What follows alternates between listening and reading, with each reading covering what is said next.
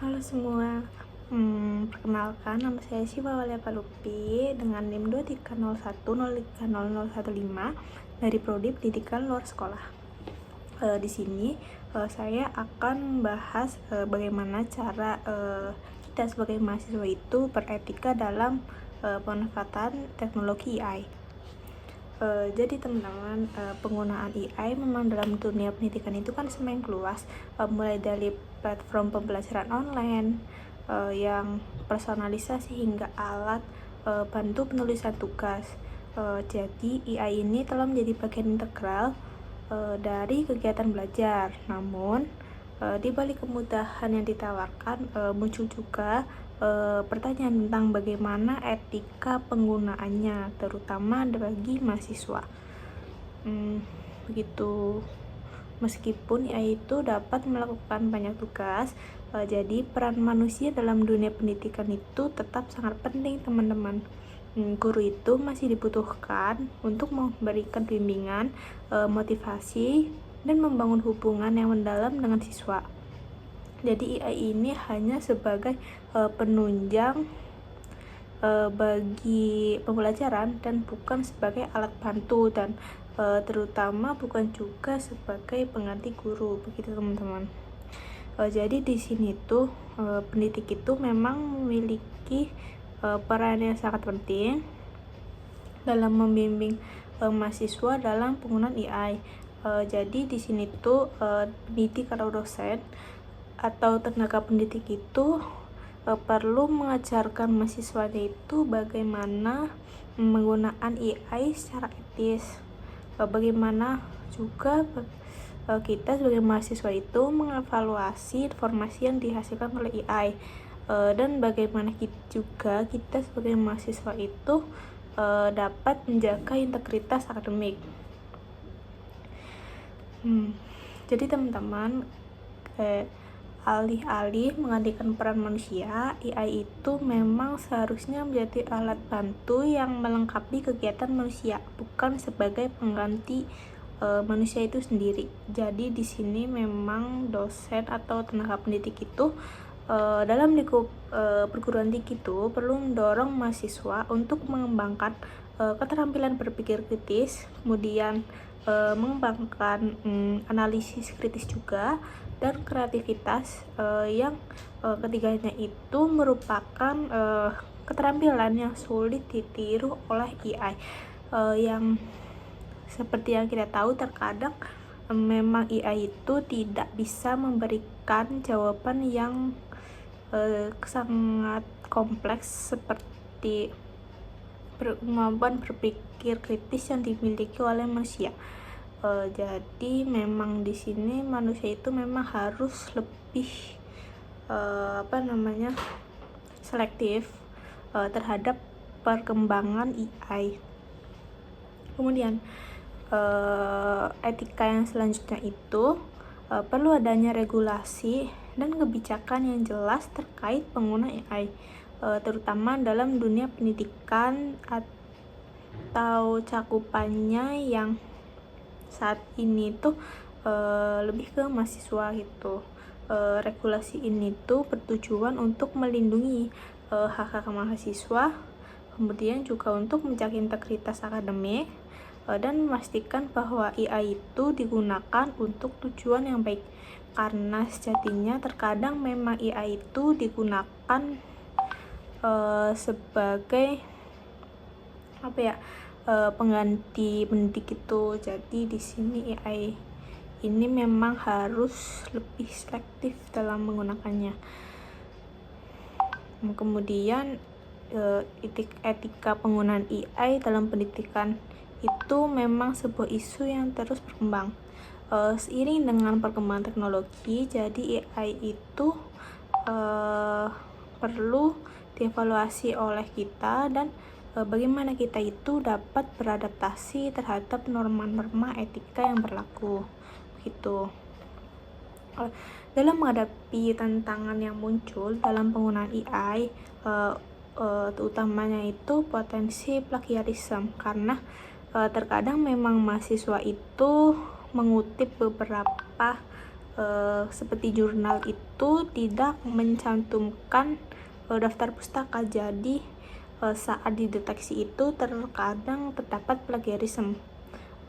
Maka di sini tuh diperlukan penanaman dan penerapan nilai-nilai moral dan etika penulisan yang sesuai, tapi tetap mempertahankan integritas akademik. Jadi di sini memang pendidik itu memiliki peran yang sangat penting bagi untuk lebih untuk membimbing mahasiswanya itu lebih selektif terhadap pengguna AI begitu.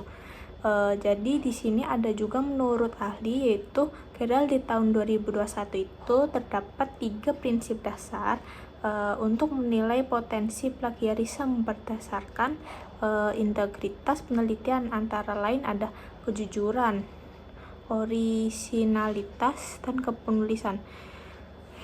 Untuk yang pertama itu ada kejujuran. Jadi kejujuran itu merupakan hal yang dinilai paling penting dalam sebuah karya, sebab setiap karya itu kan yang terpublikasi pasti memiliki hak cipta ya teman-teman, yang dimana hak cipta itu jelas terdapat seorang penulis nyata di baliknya. Jadi kita tidak bisa sembarang asal mengutip hak cipta yang dibuat oleh orang tersebut. Namun di sini juga kejujuran juga tidak cukup ya teman-teman, melainkan juga diperlukannya adanya orisinalitas atau keaslian tulisan yang dibuat. Karena pada dasarnya itu konsep plagiarisme itu hadir untuk memberikan perlindungan terhadap orisinalitas sebuah naskah yang terpublikasi agar tidak dimanfaatkan dengan semena-mena. Kemudian selanjutnya yang ketiga itu ada penulisan, di mana setiap karya pasti memiliki ide dan presentasinya. Masing-masing yang membuat karya yang dihasilkan memiliki ciri khas sendiri. Oleh karena itu, adanya potensi plagiarisme ini dapat dievaluasi melalui bagaimana sikap jujur penulis berdasarkan referensi yang digunakan dan perilakunya dalam menjaga orisinalitas karya milik orang, dan orang lain memiliki ciri khas penulis yang dihasilkan dari pemikirannya sendiri begitu. Jadi dalam memanfaatkan teknologi AI itu juga banyak beberapa etika yang harus dimiliki oleh seorang mahasiswa berdasarkan nilai-nilai moral dan aturan akademik yang berlaku. Etika yang dapat diterapkan yaitu yang pertama yang dibahas saya tadi, yaitu ada menanamkan sikap jujur. Kemudian yang kedua itu dapat memanfaatkan teknologi dengan bijak. Sejatinya di industri 4.0 ini memang manusia itu terkadang memiliki ketergantungan yang tinggi terhadap perkembangan teknologi, terutama AI ini sebagai pemecah masalah, dan hal tersebut juga yang menyebabkan manusia itu ketergantungan terhadap perkembangan teknologi. Kemudian yang selanjutnya itu kita juga harus bertanggung jawab dan tidak menyalahgunakan informasi yang diperoleh, terutama informasi yang kita dapatkan di media sosial. Kemudian juga kita itu tidak menjadikan AI sebagai salah satunya sumber yang menghilangkan peran pendidik dan sumber-sumber valid lain, serta tetap menjaga dan mengembangkan kemampuan berpikir kritis dan kreatif sebagai kewajiban mahasiswa. Karena sejatinya memang mahasiswa itu dilatih untuk berpikir kritis. Hal ini juga memperkuat penelitian yang dilakukan oleh Maulana tahun 2003 itu menyebutkan kebenaran, kejujuran, kreatif, kritis, dan percaya terhadap kemampuan diri sendiri sebagai tuntutan akademik yang harus dimiliki oleh mahasiswa dalam memanfaatkan teknologi AI. Kemudian dilanjutkan dengan pendapat Amala tahun 2023 itu memaparkan bahwa AI itu memang harus dimanfaatkan sebaik-baiknya dengan tetap menghormati etika komunikasi dan menghindari adanya perilaku penyalahgunaan terhadap sistem dan data yang dihasilkan. Kemudian oleh seorang ahli yaitu Sufendi dan Kamal tahun 2023 juga memaparkan pendapatnya bahwa pengelolaan kembali atas jawaban yang dihasilkan AI itu sangat penting dan diperlukan sebagai upaya untuk mempertahankan orisinalitas karya dengan menerapkan kemampuan berpikir kritis. Selain melalui penanaman etika tersebut, plagiarisme sebagai dampak dari penyimpangan nilai-nilai dan etika yang berlaku juga dapat diminimalkan dan dihindari dengan menerapkan kebiasaan parafrase terhadap jawaban yang dihasilkan. Jadi parafrase ini tuh diartikan sebagai kegiatan yang mengungkapkan kembali pernyataan atau kutipan yang terdapat di dalam suatu karya dengan tata bahasa yang berbeda tanpa menghilangkan makna asli dari karya yang dikutip tersebut. Kemudian parafrase tidak hanya dilakukan untuk meminimalkan tingkat plagiarisme oleh AI saja, namun juga menjadi hal pokok yang perlu dilakukan seorang penulis karya ilmiah apapun saat hendak mengutip karya orang lain. Jadi berdasarkan hal tersebut itu, parafrase itu dapat dikategorikan sebagai salah satu bentuk etika dalam kepenulisan karya ilmiah.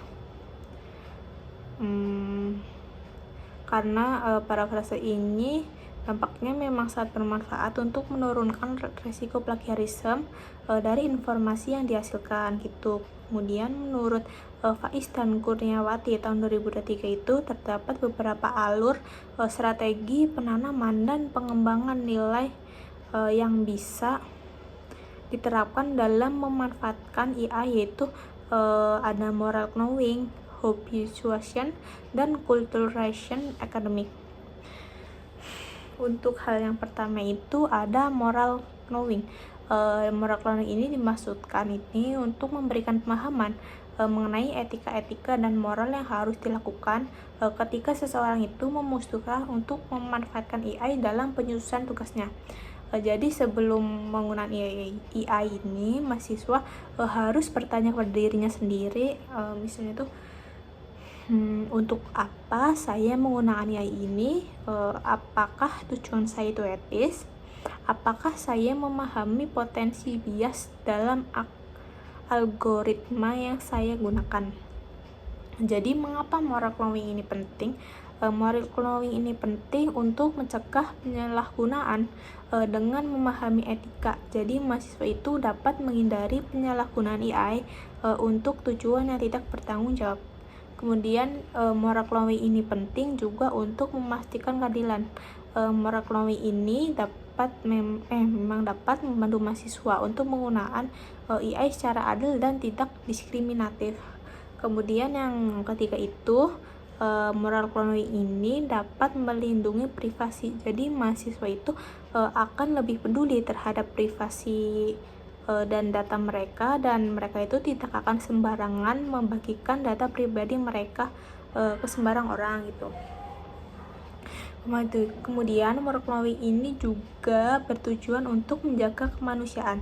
Moral knowing ini membantu mahasiswa untuk tidak melupakan nilai-nilai kemanusiaan dalam penggunaan AI begitu. Selain moral knowing, ada juga kita itu perlu habituation atau pembiasaan akademik yang membantu kebiasaan berperilaku berdasarkan norma dan etika yang semestinya. Jadi mengapa habituation itu penting? Yang pertama itu habituation penting itu penting untuk membentuk sebuah karakter. Habituation ini membentuk karakter mahasiswa sehingga mereka itu secara otomatis itu berperilaku etis dalam menggunakan AI tanpa perlu berpikir panjang. Kemudian yang kedua itu dapat memperkuat pemahaman. Jadi melalui pembiasaan ini pemahaman mahasiswa tentang etika penggunaan AI itu akan semakin mendalam dan terinternalisasi terhadap diri mereka sendiri begitu. Kemudian dapat menciptakan budaya akademik yang sehat. Jadi habituation ini yang dilakukan secara konsisten ini akan menciptakan budaya akademik yang dapat menjunjung tinggi integritas dan etika. Kemudian selain moral growing dan habituation ini, dalam penggunaan AI juga memerlukan tindakan yang lebih lanjut berupa pembangunan budaya etika akademis atau culturalization akademik yang saling berkesinambungan dan konsisten. Jadi budaya etika akademis yang kuat akan memastikan bahwa nilai-nilai etika terinternalisasi dalam seluruh aspek kehidupan akademik, termasuk dalam pemanfaatan teknologi AI. Jadi mengapa culturalization akademik itu penting? Yang pertama sebagai internalisasi nilai-nilai. Jadi memang budaya etika akademis itu dapat membantu mahasiswa menginternalisasi nilai-nilai etika sehingga menjadi bagian dari identitas individu dan komunitas akademik. Kemudian sebagai norma sosial, budaya ini kan menciptakan norma sosial dan mendorong perilaku yang etis dalam penggunaan AI. Kemudian dapat membangun tanggung jawab bersama sehingga setiap komunitas akademik itu merasa bertanggung jawab untuk menjaga dan mengembangkan budaya etika ini. Kemudian untuk secara berkelanjutan, budaya etika ini memang akan lebih kuat dan tahan lama terhadap perubahan dan tantangan, sehingga nilai-nilai etika itu tetap relevan dalam jangka yang cukup panjang. Memang pada dasarnya itu penyimpangan etika akademik tidak hanya harus diusahakan oleh mahasiswa, juga kita itu memerlukan peran serta tenaga pendidik dalam membuat suatu kebijakan yang komprehensif di lingkungan perkuliahan. Jadi pendidik di sini dapat meningkatkan ketetatan pada sistem penugasan yang diberikan dengan cara memeriksa dengan mendetail atas tugas-tugas mahasiswa, memeriksa tingkat plagiarisme, serta lebih sering menerapkan ujian berbasis tulis. Dengan adanya uluran tangan dari setiap sivitas akademik mengenai penanaman etika, penggunaan AI ini diharapkan akan lebih terlaksana dengan lebih cerdas dan tepat, sebab kemajuan teknologi itu tidak bisa kita hindari, dan namun kita juga harus tetap berpegangan pada moral yang ada. Kemudian sikap kritis dan kreatif yang sudah ada semestinya pada diri mahasiswa itu tidak boleh hilang seiring dengan perkembangan teknologi digital yang semakin canggih, sebab ini merupakan tantangan yang harus dihadapi agar eksistensi manusia itu tidak digantikan oleh teknologi. Kemudian kita juga dapat menerapkan beberapa etika, yaitu pertama ada pendidikan literasi digital. Mahasiswa itu perlu dibekali dengan literasi digital yang memadai agar dapat menggunakan AI secara bijak dan kritis. Memang banyak remaja usia sekolah maupun mahasiswa itu menggunakan chatbot atau ChatGPT itu untuk memberikan solusi atas permasalahan-masalah yang sedang mereka alami. Terus sebagai pendidik juga harus memberikan pemahaman bahwa AI itu memiliki keterbatasan dalam mengatasi permasalahan para mahasiswanya begitu. Jadi kesimpulannya dari video ini itu penggunaan AI dalam pendidikan memiliki potensi yang sangat besar untuk meningkatkan kualitas pembelajaran. Namun perlu diingat juga bahwa AI hanyalah alat. Sukses tidaknya pemanfaatan AI dalam pendidikan sangat bergantung pada bagaimana kita menggunakannya. Dengan pemahaman yang baik tentang etika dan prinsip-prinsip pendidikan, kita dapat memanfaatkan AI secara optimal untuk mencapai tujuan pembelajaran yang lebih baik. Sekian penjelasan saya mengenai etika penggunaan AI terutama di lingkup mahasiswa. Apabila terdapat kesalahan atau kekurangan, mohon dimaafkan.